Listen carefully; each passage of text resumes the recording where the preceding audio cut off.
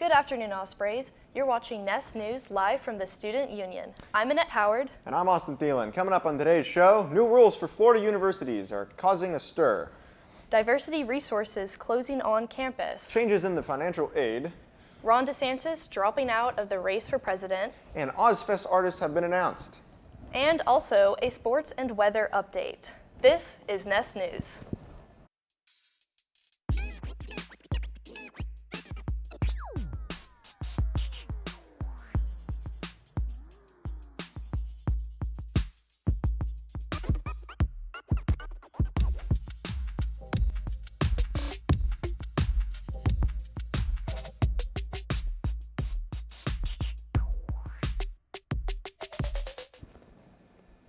The Florida Board of Governors met Wednesday and voted to ban the use of state and federal funds for diversity-related programs and activities in Florida universities.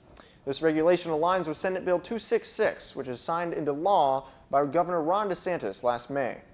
The regulation prohibits tax money from funding political or social activism. However, student fees can still be used. The Board of Governors also revised the general education curriculum. They replaced Intro to Sociology with a pre-1877 U.S. history course as an option for social science requirements. These changes are part of a larger push by Republicans to target diversity, equity, and inclusion throughout education nationwide.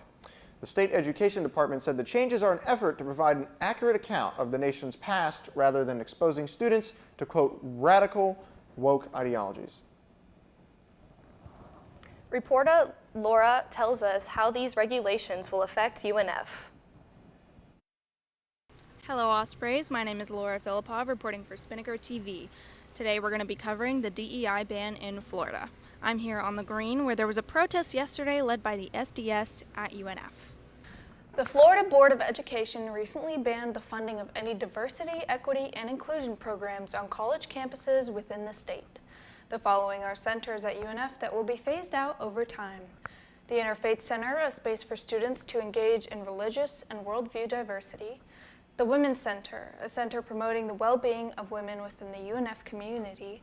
The LGBTQ+ Center, a supportive space which promotes equality and advocacy for LGBTQ+ students, faculty, and staff.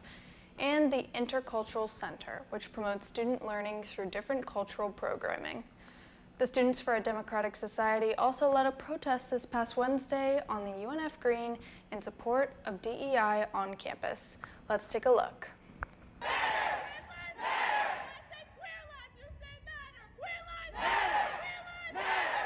What are your thoughts on the DEI ban in Florida? I think it's insidious on every level. A lot of the rhetoric around it is to protect the students from anything that create indoctrination. But this is simply erasing our history and invalidating our inherent worth on campus.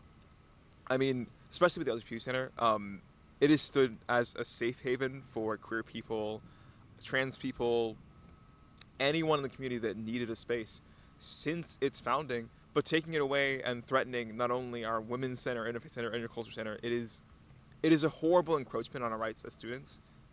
Not only do we pay for our services here through our tuition and anything else, we also walk this campus every day. DeSantis doesn't walk this campus, and he most likely has never been to it.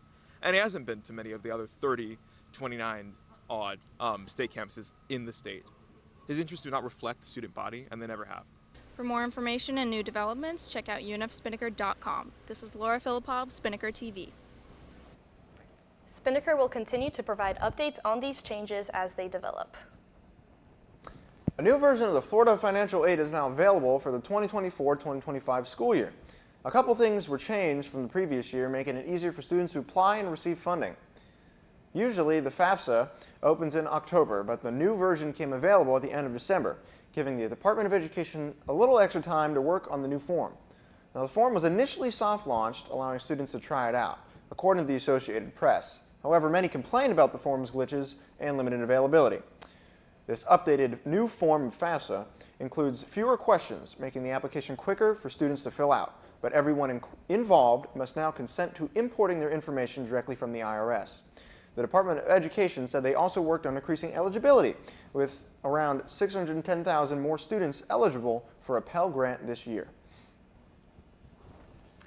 Florida Governor Ron DeSantis announced on Sunday that he was ending his presidential campaign and endorsing leading Republican candidate Donald Trump. DeSantis announced his bid for the 2024 presidential election last May, looking to take on the former president for the Republican nomination. In the Iowa caucuses on January 15th, DeSantis failed to overtake Trump in the polls, and a few days later, he dropped out altogether.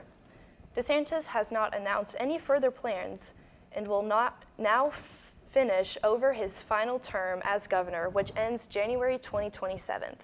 Trump, Nikki Haley, and Ryan Blinkley are still in the Republican race and will compete for Florida's vote in the primaries on March 19th. Over the past week, UNF Student Life has announced the performers for this year's OzFest concert. Yaupon Holly, the winner of last semester's Battle of the Bands competition, will be opening for Flo Milli and headliner T-Pain. The concert is at UNF Arena next Saturday, February 3rd at 7 p.m. Stay tuned for next week's Nest News to hear students' opinions on performers. And let's take a look at Osprey Athletics with Angel for your sports update.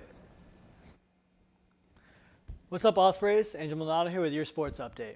Got a little bit to get into, so let's get into it. Last Saturday, men's basketball traveled to Queen's University to play the Lions.